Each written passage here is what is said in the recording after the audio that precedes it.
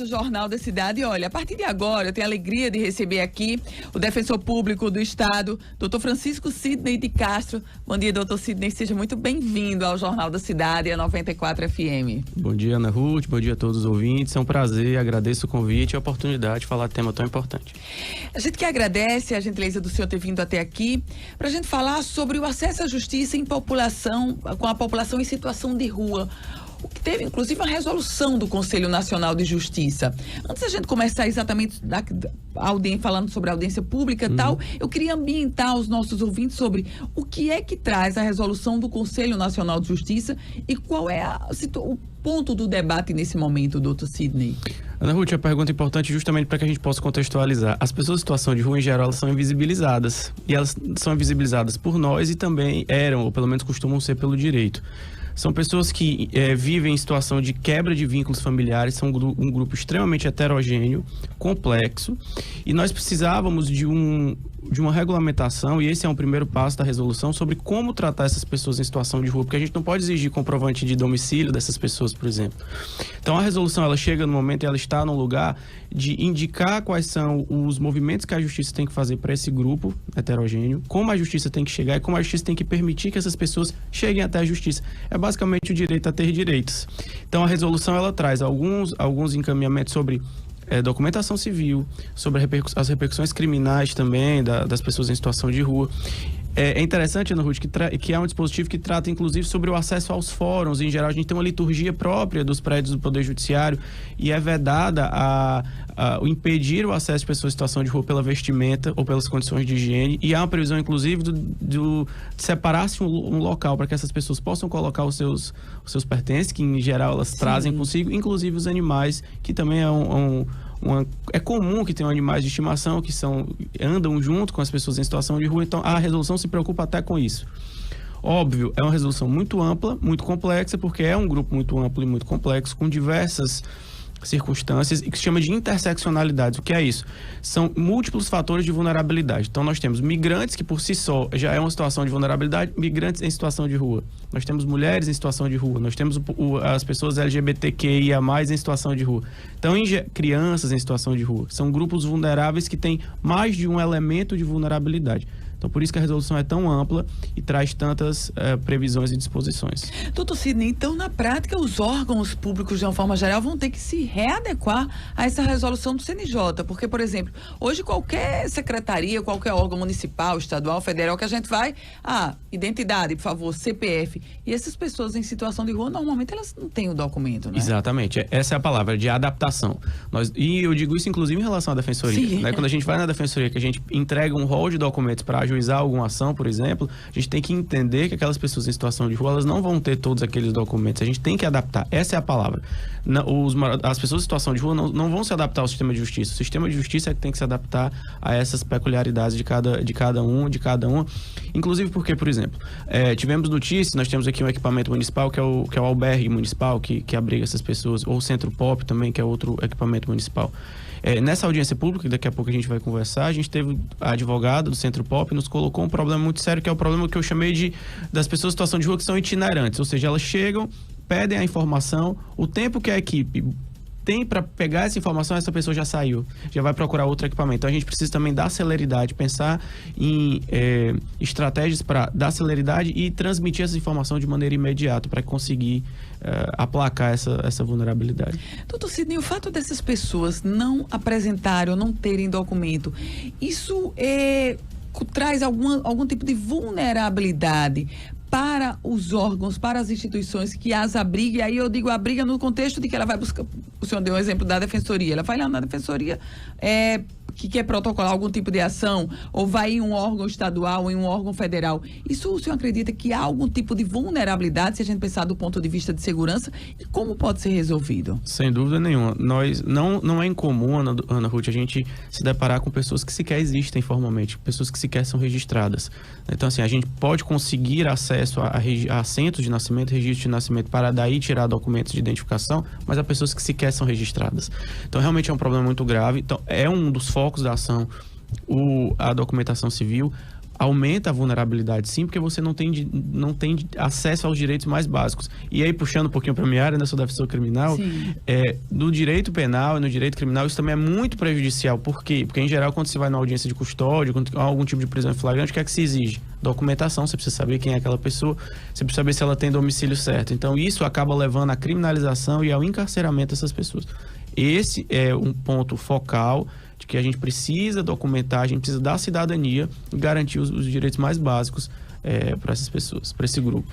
A gente conversa com o defensor público do Estado, o doutor Francisco Sidney de Castro. O senhor esteve presente, coordenando uma audiência pública, promovida pela Defensoria Pública em torno dessa resolução do Conselho Nacional de Justiça do acesso à população em situação de rua, do acesso à justiça. Como é que foi essa audiência pública, doutor Sidney? Exato, Ana Ruth. Essa audiência pública foi pensada pelo Núcleo de Apoio aos Presos Provisórios, no qual estou na coordenação, e no Núcleo de Defesa de Grupos Vulneráveis, coordenado pela doutora Tayana Josviak. Nós pensamos nessa audiência pública porque a gente precisa discutir com todos os atores que formam o sistema de justiça justamente essas medidas práticas e concretas para adaptar ou para inserir esse grupo vulnerável no sistema de justiça. Então, esse foi um espaço amplo, um espaço de debate e a gente sempre fez questão de dizer na audiência pública, na última sexta-feira, que era um ambiente absolutamente horizontal. Nós estávamos ali para ouvir as pessoas, para conversar, para identificar problemas. Você não resolve problemas se você não diagnosticar esse problema e propor soluções concretas. Tanto assim, e eu faço questão de destacar isso, a mesa diretora foi composta pelos defensores que estavam coordenando, pelo representante do Poder Judiciário, o doutor Gustavo, e pelo representante do Movimento Nacional de Pessoas em Situação de Rua. Nós não podemos falar de pessoas em situação de rua sem uma pessoa em situação de rua, sem uma pessoa de vivência de rua, para que eles possam nos dizer e possam nos abrir os olhos para circunstâncias que a gente sequer imaginaria. Então, uma frase que foi dita que me marcou muito nada sobre nós sem nós. Nada sobre nós sem nós. A gente precisa que eles estejam lá. E uma das ideias que saiu, dos encaminhamentos concretos que saiu, foi que essas audiências públicas, elas não fiquem nesse momento formal, em que a gente precisou fazer uma inscrição pela internet, que a gente estava trazendo esses órgãos. Fazer audiências públicas itinerantes. Ir até as pessoas em situação de rua, para explicar para elas os direitos. Então, o direito à informação jurídica e à compreensão jurídica é grande parte do acesso à justiça. Você não busca nenhum direito se você não sabe que tem. Então, esse foi o mote. E, especificamente, a audiência pública ela se vinculou às repercussões criminais dessa resolução, de que maneira a gente podia dar encaminhamentos para evitar que essas pessoas em situação de rua, por essa condição, sejam criminalizadas, e aquelas que já estão inseridas, já estão institucionalizadas, já estão inseridas no sistema, como é que a gente pode fazer em relação a elas. Doutor Sidney, por essa audiência pública que o senhor coordenou, o que é que mais aflige essas pessoas? Qual é o principal drama? Qual foi o maior enredo que o senhor trouxe ou que o senhor resgatou nessa audiência pública envolvendo o acesso à justiça das pessoas em situação de rua? Antes do acesso à justiça, tem toda a relação com isso, são pessoas que sequer, às vezes, se consideram como pessoas, ou se consideram dignas de serem tratadas como pessoas. A gente precisa resgatar isso, a gente precisa entender, você, os ouvintes, quando a gente passa em uma avenida e isso está em uma rua, isso está cada vez mais comum no contexto pós-pandemia, que aquelas pessoas ali, aqueles vínculos que estão fragilizados, aquelas pessoas que estão ali, elas não são perigosas. Isso foi o que me marcou bastante. Nós não somos lixo, nós não somos perigosos porque nós estamos aqui. Nós estamos circunstancialmente aqui. A gente precisa entender porque aquelas pessoas estão aqui. Então, essas são as chagas principais, né, que eu consigo colocar. E aí, em relação especificamente ao acesso à situação de rua, a partir daí, o enredo principal é isso, é a dificuldade de acesso à justiça no sentido formal, no acesso a ter direitos, no conhecimento sobre os direitos, na compreensão dos seus direitos. E quando o Estado chega, em geral, o Estado vai chegar pelas instituições de repressão, vai chegar pela polícia, vai chegar com a prisão. Então, quem milita nas audiências de custódia sabe que as pessoas em situação de rua que nos chegam a apresentar são pessoas envolvidas em crimes gerais patrimoniais sem violência, em geral furto. São pessoas que vão sempre, infelizmente, voltar justamente porque, como eu digo, é muito fácil abrir a porta. Muito fácil abrir a porta para prender e é muito fácil abrir a porta para soltar no alvará de soltura. Mas a gente precisa dar o encaminhamento, a gente precisa acompanhar essas pessoas para que elas não retornem à audiência de custódia ou ao sistema judiciário. Quer dizer, essas pessoas só conhecem o Estado quando o Estado vem para puni-las. Exatamente. E aí outro dado que é interessante eventual ação do Estado, toda vez que é feita, em geral, quando é feita, as pessoas até são refratárias a isso, porque já vem o símbolo do Estado, já entendem o Estado como uma instituição que não vale trazer algo benéfico. Então, esse é o problema. Então, só para que a gente possa até refletir, hoje o semiaberto no estado do Rio Grande do Norte é cumprido com um monitoramento eletrônico através de tornozeleira eletrônica. E aí a pergunta que se faz é, uma pessoa em situação de rua, ela vai carregar a tornozeleira onde? E aí, quando ela descarrega a tornozeleira, ela é considerada como faltosa, fuga, regride para o regime fechado novamente.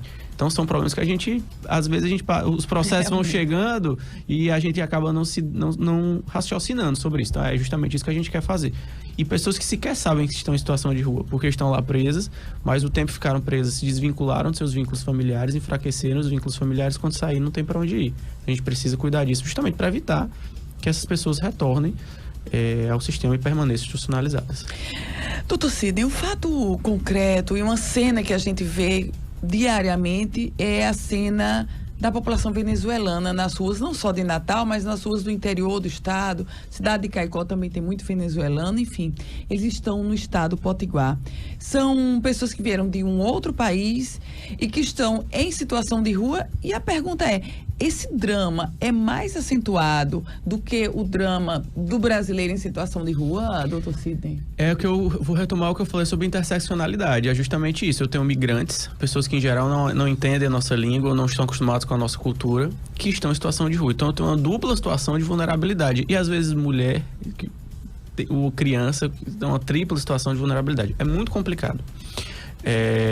Há casos, por exemplo, de pessoas, não só venezuelanos, eu descobri inclusive colombianos, aqui eu tive acesso a essa informação, alguns colombianos acabam transitando aqui por Natal, e Natal de alguma forma é uma cidade que atrai estrangeiros, então assim, a gente também precisa, e a Defensoria, esse núcleo da Defensoria que cuida de pessoas vulneráveis, também cuida dos migrantes que aqui estão.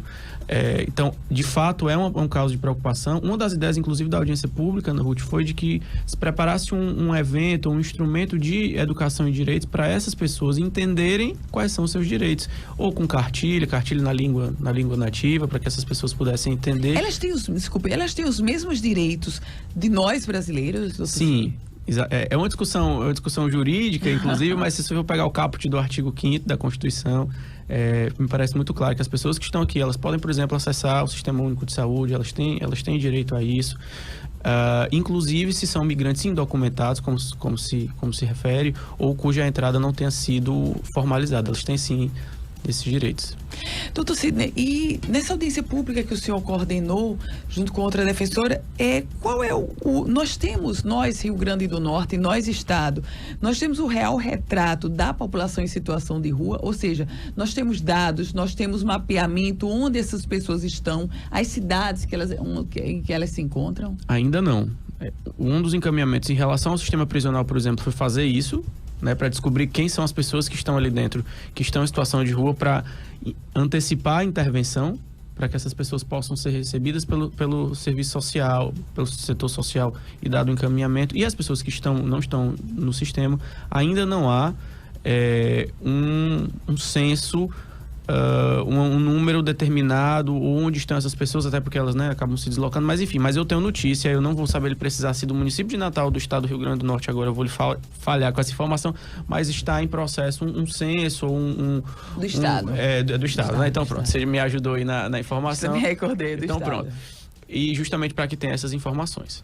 E após essa audiência pública que o senhor coordenou na última sexta-feira, quais são os próximos passos agora para a adequação dessa resolução do Conselho Nacional de Justiça e garantir, claro, o acesso à justiça das pessoas em situação de rua? Essa resolução é voltada para o Poder Judiciário, principalmente para o Poder Judiciário, mas todos os atores do sistema de justiça podem e devem contribuir para isso. Foi o que nós fizemos. Nós elencamos algumas propostas concretas, dentre elas, eu já lhe disse algumas, como essas audiências públicas itinerantes, ou estabelecimento, por exemplo, de cartazes nos prédios com essas previsões que estão na resolução. Nós vamos elencar essas propostas. Outra, rapidamente, que eu acho bastante interessante, é adaptar os sistemas judiciais a um campo para indicar que aquela pessoa, aquele autor, aquele réu é pessoa em situação de rua. Isso está previsto na resolução, mas nós ampliamos e pensamos que existe um sistema de informação do sistema penitenciário do Estado, para que essa informação também seja formalmente catalogada nesse sistema. E aí nós vamos começar agora a tentar dar concretude a isso. Nós vamos expedir ofícios, nós vamos ter reuniões para que, listadas essas propostas, a gente possa efetivá-las. Defensor Público do Estado, Dr. Francisco Sidney de Castro, muito obrigada por sua presença aqui no estúdio. Eu que agradeço, Ana Ruth Dantas, fico muito à vontade e eu espero que essa nossa conversa tenha, de alguma forma, tocado as pessoas como me tocou lá na audiência pública, para que a gente possa recepcionar essas pessoas, entender essas pessoas de maneira como elas merecem. Muito obrigado. E a gente tem um novo olhar sobre essas pessoas, né, doutor Sidney? E é assim, um olhar, o senhor disse bem, são pessoas invisíveis que a gente não consegue, e aí por incapacidade nossa, ver aquelas pessoas e o drama que elas trazem. E, enfim, elas estão ali circunstancialmente. Exatamente, até porque a gente não sabe o que vai acontecer na vida no futuro. Estamos vulneráveis. Estamos todos vulneráveis e passíveis. É verdade, é uma boa reflexão. Um ótimo dia. A gente faz um intervalo e volta a se encontrar em 1 minuto.